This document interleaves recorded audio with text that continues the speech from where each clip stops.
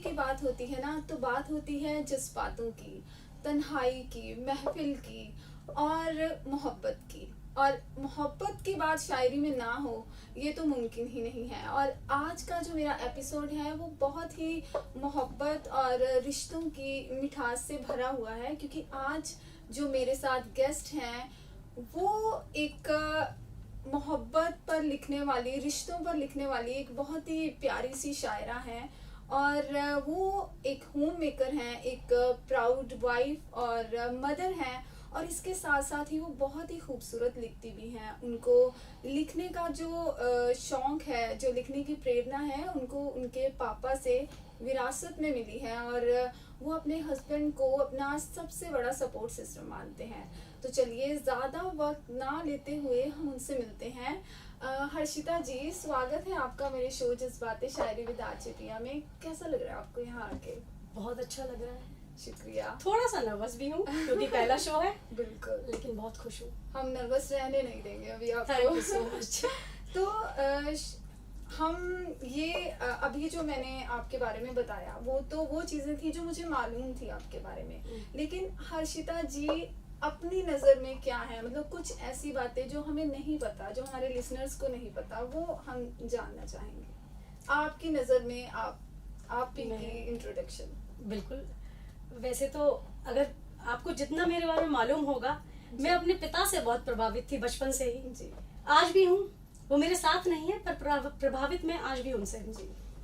तो वो मुझे बचपन से सिखाया करते थे, मतलब 2 लाइन सुनाया करते थे जी कि मिटा दे अपनी हस्ती को गर कुछ मर्तबा चाहिए। क्या बात है। मिटा दे अपनी हस्ती को गर कुछ मर्तबा चाहिए, दाना खाक में मिलकर गुले गुलजार बनता है। क्या बात है। दाना खाक में मिलकर गुले गुलजार बनता है। तो इस बात को मैंने अपने जहन में कब बिठा लिया मुझे पता भी नहीं लगा, और ये अंदर बैठा रहा। आगे से मैं बहुत ही आक्रोश दिखाती रही, मैं बहुत गुस्से वाली भी थी जी, साथ साथ बहुत प्यार भी था सबसे जी। पर ये कब मैंने एब्जॉर्ब कर लिया मुझे पता ही नहीं चला। और अभी कुछ समय पहले मैंने कहीं लिखा या कहीं पढ़ा या कहीं सुना होगा जी कि जिन लोगों का नाम का एक लेटर होता है और सरनेम के पूरे लेटर्स होते हैं, वो अपने परिवार से बहुत प्यार करते हैं जी। तो मैंने ये देखा कि जब मैं अपना शादी से पहले सिग्नेचर करती थी जी। तो उसमें एच आता था और पूरा भटियानी आता था जी। शादी के बाद जब मैंने सिग्नेचर किया तो सिर्फ एच आता है और पूरा अरोड़ा आता है जी। तो मैं समझ चुकी हूँ और ये मानने लगी हूँ कि मेरा परिवार के बिना कोई अस्तित्व नहीं है। बिल्कुल। तो उसी पर कुछ सुना देती हूँ। इनफैक्ट आज सुबह ही लिखा है। आज सुबह मैं अपने बेटे का एक डॉक्यूमेंट साइन कर रही थी तो मैंने एच अरोड़ा लिखा जी। फिर मैं ऐसे पीछे गई तो एच भटियानी लिखती थी तो उसी पर कुछ कि मुझ में मैं बस इतनी हूँ बाकी तुम सब हो। मुझ में मैं बस इतनी हूँ बाकी तुम सब हो। मुझ में मैं बस इतनी हूँ बाकी तुम सब हो। मात पिता बिन संतान अधूरी, मात पिता बिन संतान अधूरी, भाई के बिन बहन अधूरी। क्या बात है। बहन के बिन बहन अधूरी। क्या बात है। और पति के बिन पत्नी अधूरी, पति के बिन पत्नी अधूरी, और बिन सास है बहू अधूरी, बिन सास है बहू अधूरी, और बिन ननंद के भाभी अधूरी, बिन ननंद के भाभी अधूरी, बिन देवर है भाभी अधूरी, और बिन देवरानी जेठानी अधूरी, बिन देवरानी जेठानी अधूरी, और बिन कविता के ये हर्षिता अधूरी। क्या और बिन कविता के ये हर्षिता अधूरी। क्या बात है। मतलब आपने अपनी कविता में ये कहने की कोशिश की है कि हर रिश्ता अपने आप में एक मिसाल है। हम अधूरे हैं हर रिश्ते के बिना। हर रिश्ते के बिना अधूरी। मैं तो अधूरी हूँ हर रिश्ते के बिना। मेरा कोई अस्तित्व नहीं है किसी भी रिश्ते के। मुझे हर रिश्ता चाहिए। मोहब्बत की शायरा बैठी हैं आज हमारे साथ। जबकि मैं जब जवान हो रही थी और ऐसे बात होती थी ना कि मेरी शादी के लिए या कुछ, मैं अपनी माँ को बोलती थी मुझे हर रिश्ता चाहिए अपनी शादी से। मुझे देवर भी चाहिए, मुझे नंद भी चाहिए, मुझे सास भी चाहिए। और पता क्या, ऐसा हर रिश्ता अगर होता है ना तो थोड़ा ऐसा रहता है कि सबकी शादियां भी होती है ना तो रौनक और बहुत भी रहती है, तुम्हें मिठास रहती है। बिल्कुल। तो जी आप मुझे ये बताइए कि सबसे पहले आपको कब लगा कि लिखना चाहिए? हर्षिता जी को कब लगा अपने अंदर की शायरा से आप कब मिले? ये बहुत पुरानी बात है हम लोग जी। स्कूल में पढ़ा करते थे, डिबेट्स और स्पीचेस में हम लोग 2 लाइनर्स जी। लिखा करते थे। अपनी डिबेट्स और स्पीचेस में खुद लिखती थी, जी। पिताजी से करेक्शन भी करवाती थी, जी। और बड़ा ही अच्छा प्रोसेस होता था वो, कि पिताजी करेक्शन करके नया वर्ड ऐड कर रहे हैं, फिर हम कह रहे हैं हाँ ये ठीक है, ये ठीक है। तो ऐसे ही एक डिबेट था जी। जिसमें टॉपिक ये था कि नई पीढ़ी देश को संभाल सकती है या पुरानी पीढ़ी। और चूंकि मैं अपने पिताजी से बहुत प्रभावित थी, जी। तो मुझे पुरानी पीढ़ी ठीक लगती थी। ठीक है। तो तब एक 2 लाइनर लिखा था कि नई पीढ़ी के लिए, अपोजिट में उनके, जी। कि आंखें कर ली बंद और महल बना लिया, आंखें कर ली बंद और महल बना लिया, चांद तारों की रोशनी से उसे सजा दिया, क्या बात। चांद तारों की रोशनी से उसे सजा दिया, और आंख खुली तो ये आभास हुआ, आंख खुली तो ये आभास हुआ, हमने अपने हाथों से अपना घर जला दिया, क्या हमने बात अपने है। हाथों से अपना घर जला दिया। तो अगेंस्ट में लिखना था नई पीढ़ी के, तो ये उनके लिए लिखा था। ओके। फिर इसके सपोर्ट ने मेरे पिताजी ने भी एक 2 लाइनर मेरे लिए लिख दिया उस डिबेट के लिए, जी।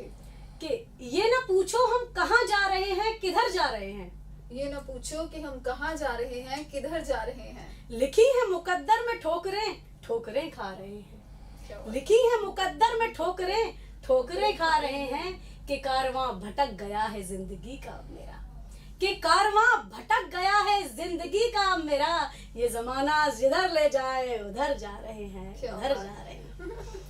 क्या तो बात ऐसे ही है। हमने ये डिबेट कंप्लीट किया था।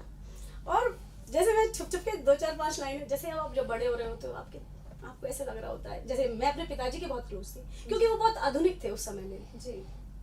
माताजी, क्योंकि बेटियां बहुत थी आसपास, इसलिए थोड़ी सी संकीर्ण कह सकते हैं उनको। जी। तो अब ऐसे मैंने डायरी में थोड़ा सा कुछ लिख दिया। जी।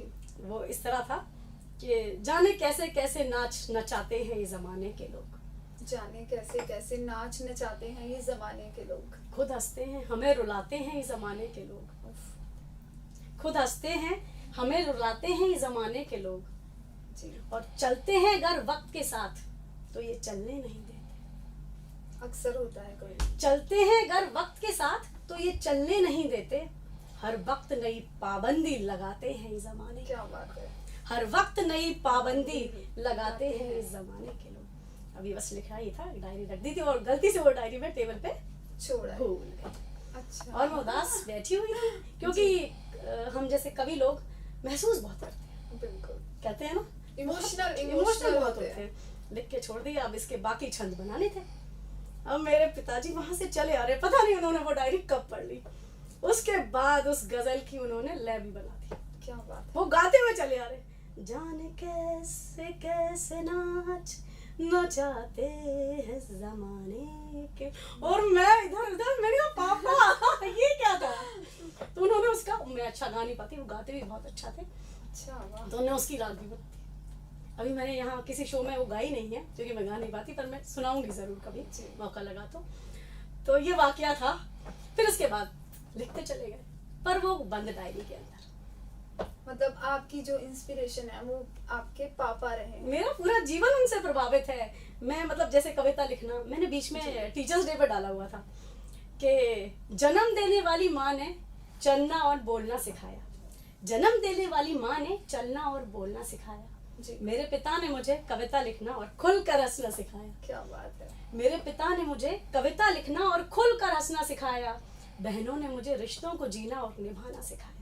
जन्म देने वाली माँ ने चलना और बोलना सिखाया, पिता ने कविता लिखना और खुलकर हंसना सिखाया, क्या बात है। बहनों ने रिश्तों को जीना और निभाना सिखाया, क्या बात है। बचपन के दोस्तों ने एक दूसरे की टांग खींचना सिखाया, बिल्कुल। और जब शादी होकर ससुराल आई, एक और माँ थी जिसने अपनी जिम्मेदारी निभाना सिखाया, क्या बात है। और हर हाल में हर रिश्ते पे प्यार लुटाना सिखाया। क्या बात है। ससुराल में 2 और महिलाएं थी जिन्होंने सजना और संवरना सिखाया और खूब पैसे खर्च करना सिखाया। फिर कई और दोस्त मिले जिन्होंने जिंदगी को अलग तरीके से जीना सिखाया, जिन्होंने जिंदगी को अलग तरीके से जीना सिखाया। तो उस इसके माध्यम से मैंने उन सभी गुरुओं को तो इन्हीं लाइंस के माध्यम से मैंने अपने सभी गुरुओं को हैप्पी टीचर्स डे विश किया। अच्छा, वो वाला वीडियो मैंने आपका देखा भी था, तो अब मैं आपसे एक बात जानना चाहती हूँ कि आपकी जो शायरी है, जो कविताएं हैं, वो बहुत ही आसानी से समझ आ जाती हैं, लेकिन उनमें गहराई बहुत ज़्यादा होती है। तो उसकी वजह क्या है? उसकी मुझे ऐसा लगता है, ऐसा मैंने सोचा नहीं, पर मुझे ऐसा लगता है जी कि जो मेरे मन में आता है वो मैं एज इट इज लिख देती हूँ। जी उसमें कुछ भी ज्यादा वजन या लैंग्वेज में बहुत भारीपन लाने की कोशिश नहीं करती। जी, इसलिए दिल की बात दिल तक पहुंच जाती है। और मेरा टाइटल भी यही है, दिल से, मेरे दिल से आपके दिल। मतलब वो पूरा डायरेक्टली दिल तक पहुंचाने के लिए। अब जैसे मैंने एक लिखी थी, तेरी आंखों में बहुत कुछ पढ़ रही हूँ मैं, तो चाहे ना चाहे तुझसे बातें कर रही हूँ। वाह। तो ये मेरे मन में आई और एज इट इज लिख दी। इसको मैंने वजनदार बनाने की कोशिश नहीं की, और कोशिश करने की जरूरत भी नहीं। तो कविता ऐसे फ्लो होने दो, ऐसे ही। बहुत सही ये लिखा आपने। तो इसकी 2 लाइनें सुनाइए। और ये एक्चुअली ये किसी एक लड़की की कहानी है जी, बहुत पुरानी है। जब स्कूल कॉलेजेस में आप होते हैं तो मेरे बहुत करीब थी, उसके साथ कुछ हो रहा था, तो बस मैंने कविता में डाल दिया। वो थोड़ी सी इस दौर से गुजर रही थी कि जब आपका दिल टूटने वाला होता है लेकिन आप साथ छोड़ने से कतरा रहे होते हैं। जी बिल्कुल। तो तब आप सुनिएगा कि तेरी आंखों में बहुत कुछ पढ़ रही हूँ मैं, तू चाहे ना चाहे तुझसे बातें कर रही हूँ। क्या बात है। तेरी आंखों में बहुत कुछ पढ़ रही हूँ मैं, तू चाहे ना चाहे तुझसे बातें कर रही हूँ मैं। जो कभी मेरे साथ किए थे वादे, वो किसी और के साथ भी किए जा रहे हैं। जो कभी मेरे साथ किए थे वादे, वो किसी और के साथ भी किए जा रहे हैं। इसलिए तेरे ये नयन मुझसे मिलने से कतरा रहे हैं। इसलिए तेरे ये नयन मुझसे मिलने से कतरा रहे हैं। इसके बावजूद भी तुझे छोड़ने की जगह तुझे पाने के लिए तुझसे ही लड़ रही हूँ मैं। इसके बावजूद भी तुझे छोड़ने की जगह तुझे पाने के लिए तुझसे ही लड़ रही हूँ मैं। तेरी आंखों में बहुत कुछ पढ़ रही हूँ मैं, तू चाहे ना चाहे तुझसे बातें कर रही हूँ। क्या बात है, बहुत ही उम्दा और आजकल के सिनेरियो पे थोड़ी बेस्ड है। एग्जैक्टली है ना। पर ये तब की बात है, बहुत पुरानी बात है। एक्चुअली मुझे ऐसा लगता है कि बहुत भावुक हुआ करते थे। पुराना जमाना हो या नया जमाना हो, ये मोहब्बत की जो ये प्यार की चीजें ना, ये पुरानी नहीं होती है, चलती रहती है। नए दौर के साथ भी मुझे ऐसा चेंज हो जाती है, चेंज होती है, समय बदला है, समय बदलता है। मुझे ऐसे लगता है कि समय बहुत बदल गया है। अब बच्चे प्रैक्टिकल हो गए। ये है। तब हमें मोहब्बत होती थी तो बहुत उम्दा होती थी। हमारे पहले प्यार में हम मिले बिना ही मोहब्बत कर लेते थे। आंखों ही आंखों में इकरार हो जाता था, इंतजार में, और बहुत सारी चीजें बहुत मीठी थी। अब वो बात। स्वागत है आपका फिर से मेरे शो जज्बाते शायरी विद आरजे पिया में। और आज मेरे साथ आज मेरे शो में मेरे साथ हैं हर्षिता अरोड़ा जी, जो बहुत ही प्यारा लिखती भी हैं और दिखती भी हैं। बहुत ही खूबसूरत सी शायरा हैं वो। और इस समय हम लाइव भी जुड़ चुके हैं। तो चलिए हर्षिता जी से मिलते हैं, जो कि एक होम मेकर भी हैं, प्राउड मदर भी हैं, वाइफ भी हैं, और उसके साथ साथ वो लिखती बहुत खूबसूरत हैं। तो चलिए उनसे मिलते हैं। हर्षिता जी, पहले तो हम लाइव हैं, सबको हाय बोल दीजिए। नमस्कार दोस्तों। तो मैंने तो आपकी खूबियों का बयान कर दिया, अब आप बताएं अपनी नज़र में। हर्षिता जी, आप थोड़ा सा इंट्रोड्यूस करें, हमारे दर्शकों को बताएं। नमस्कार, आदाब, सत श्री अकाल। मैं हर्षिता अरोड़ा पेशे से गृहिणी हूँ और दिल से कवि हूँ। क्या बात है। तो अब मैं आपसे एक सवाल पूछना चाहती हूँ कि हर्षिता जी की नज़र में, क्योंकि आप रिश्तों पे, मोहब्बत पे बहुत ही खूबसूरती के साथ लिखते हो और उनको बयान करते हो, तो आपकी नज़र में मोहब्बत की परिभाषा क्या है, प्यार की परिभाषा क्या है? प्यार बहुत ही सुंदर एहसास है, और कुछ समय पहले मैंने पहले प्यार पे कुछ अपने शो में परफॉर्म किया था, वही सुना देती हूँ। बिल्कुल। क्या होता है पहला प्यार, क्या होता है पहला प्यार, किसी कवि की कल्पना या अल्लड़ मन का कोई सपना। किसी कवि की कल्पना या अल्लड़ मन का कोई सपना, वो उससे मिलने से पहले बहुत सी बातें सोचना, कि मैं ये कहूंगी, मैं वो कहूंगी, मैं इस बात पे नाराज हो जाऊंगी, मैं उस बात पे उसे मनाऊंगी, मैं ये कहूंगी, मैं वो कहूंगी, मैं इस बात पे नाराज हो जाऊंगी, मैं उस बात पे उसे मनाऊंगी। क्या बात। और उसके सामने आते ही शब्दों का जैसे कम पड़ जाना, और उसके सामने आते ही शब्दों का जैसे कम पड़ जाना, और पलकों का खुद ब खुद शर्म से झुक जाना। क्या बात। और पलकों का खुद ब खुद शर्म से झुक जाना, वो साथ दे तो सारी दुनिया का मुस्कुराना, ओह वो वाह, साथ दे तो सारी दुनिया का मुस्कुराना, और वो रूठ जाए तो सारी दुनिया का रूठ जाना। क्या वो बात रूठ जाए तो सारी दुनिया का रूठ जाना। खुश तो पहले भी बहुत थे मगर उसके बिना खुश रहना मुश्किल सा क्यों। खुश तो पहले भी बहुत थे मगर उसके बिना खुश रहना मुश्किल सा क्यों। वो आर्ची, ये मैं अपने जमाने की बात बता रही हूँ, वो हर चीज से उसके लिए छोटे छोटे तोहफे और कार्ड्स खरीदना, और जो कुछ ना कह पाए वो उस कार्ड पर लिख देना। क्या बात है, जो कुछ ना कह पाए वो उस कार्ड पे लिख देना। वो हाथों में हाथ लिए कई सपने बुनना, वो हाथों में हाथ लिए कई सपने बुनना। वो उसके दोस्तों को भी अपने दोस्तों की तरह पलकों पे रखना, वो उसके दोस्तों को भी अपने दोस्तों की तरह पलकों पे रखना। और वो कई बार उससे मिलने के लिए अपने दोस्तों से भी मिलने से कतराना, वो उससे मिलने के लिए अपने दोस्तों से मिलने से भी कतराना। यूं अचानक से किसी का इतना अपना हो जाना, यूं अचानक से किसी का इतना अपना हो जाना। वो अजीब सा नशा और खुमार, वो अजीब सा नशा और खुमार, सब कहते थे चढ़ा है इन्हें इश्क का बुखार। क्या बात है, क्या सब बात कहते थे चढ़ा है इन्हें इश्क का बुखार।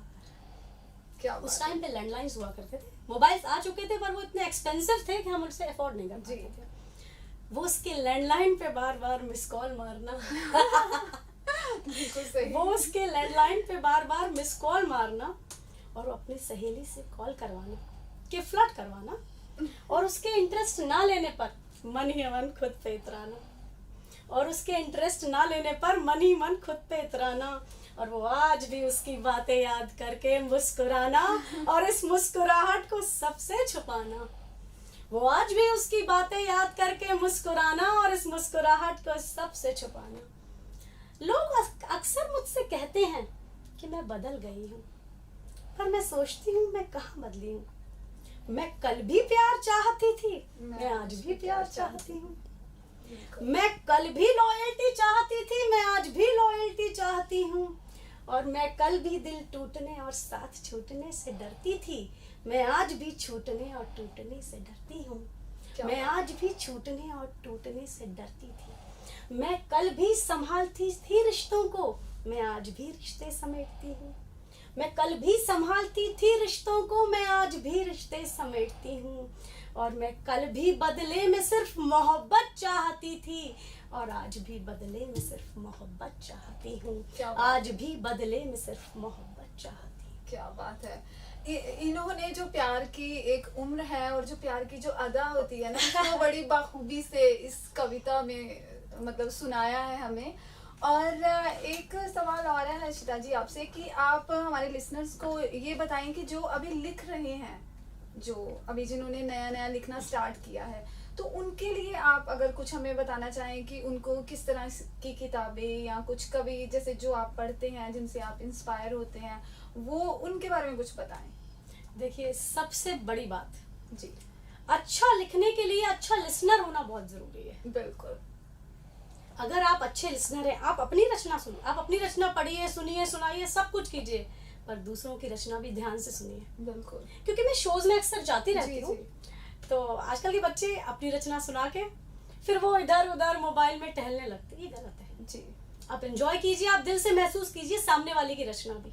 हो सकता है कुछ मतलब पढ़ना पढ़ना और सुनना भी जरूरी है, बहुत जरूरी है। आपका अच्छा लिसनर होना बहुत जरूरी है।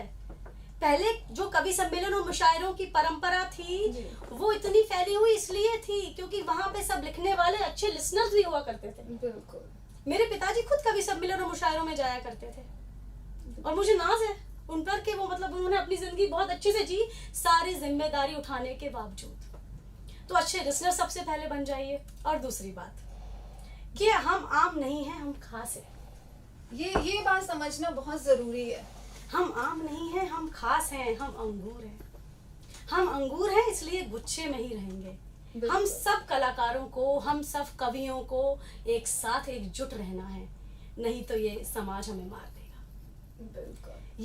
ये कविता की वैल्यू सिर्फ हम और आप ही समझ सकते हैं, इसलिए हमें गुच्छे में रहना है, अंगूर की तरह रहना है, तभी हमारा अस्तित्व है, वरना ही हमें कुचल देंगे। साथ में रहिए, एक दूसरे का हाथ पकड़ के एक दूसरे को आगे बढ़ाइए। सफल है आपकी कविता और सफल है आप। और आपको हिम्मत नहीं हारनी। अगर आप लिख रहे हैं और आपको कहीं ऐसा लगता है, कई बार ऐसा होता है कि कुछ लिखना शुरू करते हैं, लेकिन जब वो किसी और की शायरी सुनते हैं जो उनसे बहुत ही अलग लेवल की या उम्दा लेवल की होती है, तो वो छोड़ देते हैं कि नहीं, हम उस लेवल तक नहीं पहुंच सकते। बट मेरा मानना ऐसा है कि आप कोशिश करते रहिए, आप सुनते रहिए, आप लिखते रहिए। स्टार्टिंग में अगर आप थोड़ा सा कम लिख रहे हैं, धीरे धीरे करके आप उस लेवल तक भी पहुंच सकते हैं। बट ये है कि अपने, जैसे मैम ने कहा कि अपने अंदर के कलाकार को पहचानना है। आप खास हैं तो उस चीज को एक्सेप्ट करके आप लिखिए, है ना। तो हर्षिता जी, जो हमारे लिसनर्स अभी हमें सुन रहे हैं, तो उनके नाम पे एक कुछ कविता हो जाए जो आपकी दिल के बहुत करीब हो। कविता तो नहीं, 4 लाइन सुना देती हूँ।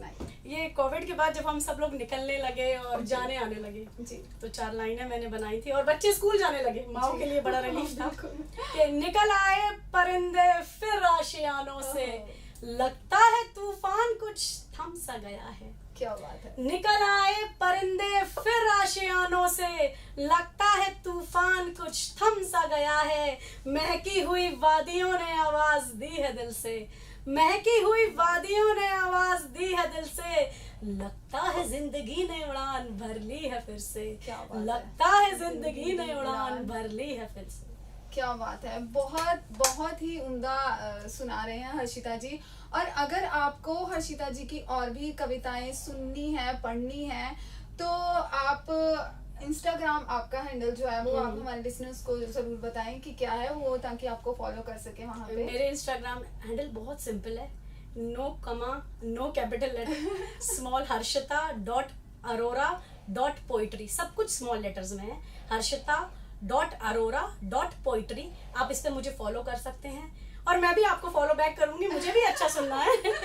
बिल्कुल। और अगर आप हमारे शो में आना चाहते हैं तो आप भी मुझे मैसेज कर सकते हैं, डीएम कर सकते हैं, और मैसेज आप कर सकते हैं। नंबर है 9501095010। पर ये ध्यान रखिए कि आपका कंटेंट जो है वो ओरिजिनल होना चाहिए, कॉपी नहीं होना चाहिए। और आप मुझे मैसेज कर सकते हैं और डीएम कर सकते हैं इंस्टा आईडी पे RJPIADBR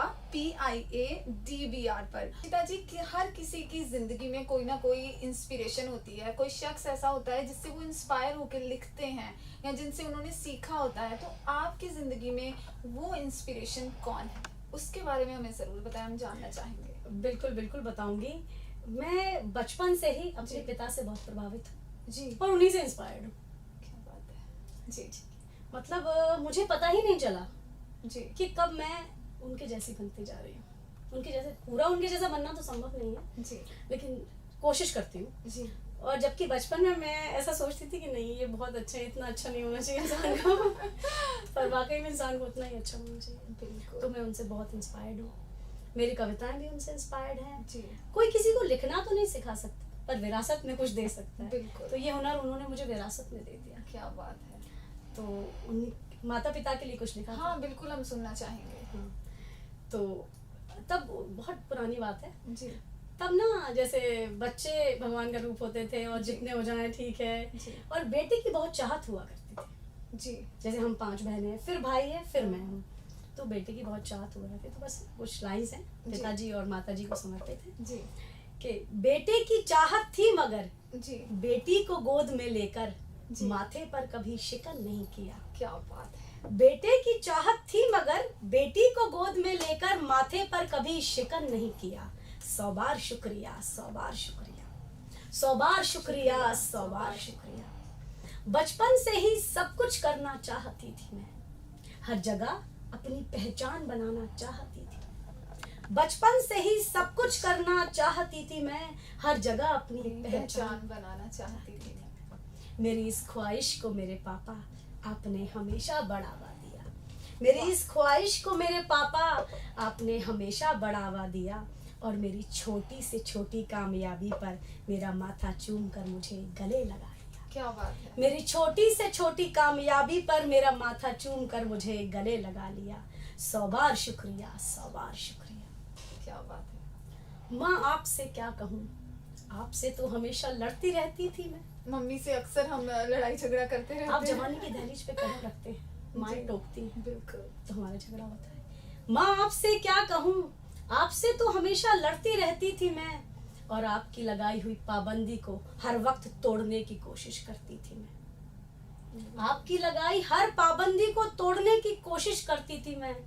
पर सच बताऊं, आज जब मैं एक बेटी की माँ हूँ, आपकी बात, हर बात मुझे सही नजर आती है। क्या बात। आपकी हर बात मुझे सही नजर आती है, और जब इस बेटी की फिक्र सताती है, मुझे आपकी बहुत याद आती है। क्या बात। और जब इस बेटी की फिक्र सताती है, मुझे आपकी बहुत याद आती है। हमें अच्छा इंसान बनाने के लिए खुद को हमारा दुश्मन बना लिया।